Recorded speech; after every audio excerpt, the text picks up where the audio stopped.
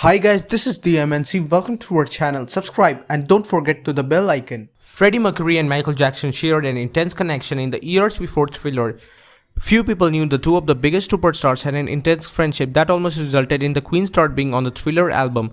Originally, it was MJ who pursued Freddie. Rolling Stone reported that Michael Jackson was spotted backstage at a Queen concert in LA and asked if he was a fan of band. He replied, "I'm a Freddie Mercury fan." In a powerful interview in 1983 with Lisa Robinson, Freddie Mercury opened up about their friendship and recording music together. He said, "In the early days, 3-4 years ago, he used to come and see our shows at the Forum in LA. I guess he likes us, so I got to meet him and he kept coming to see us. We started talking. I remember going to dinner with him." The interview took place the year after the Thriller album was released and made Jackson one of the biggest superstars in the world. Freddie had worked on 3 tracks with Jackson and he smiled in the interview at the realization that he might have featured on what was already becoming the biggest album of all time. Freddie said, "I think one of the tracks would have been on the Thriller album if I finished it, but I missed out."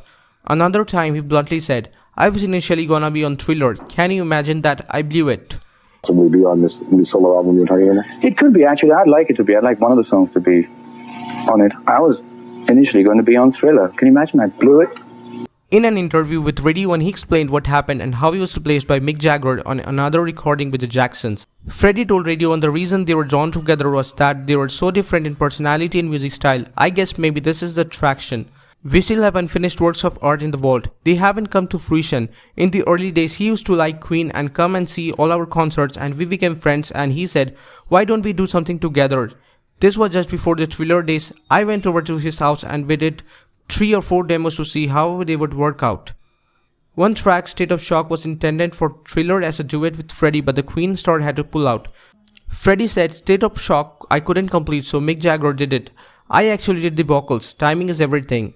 At the time when he wanted me to finish it, I just said, I can't, I really haven't got time. I was working with Queen, I was in Munich and he was in Los Angeles. He said, is it okay if Mick does it?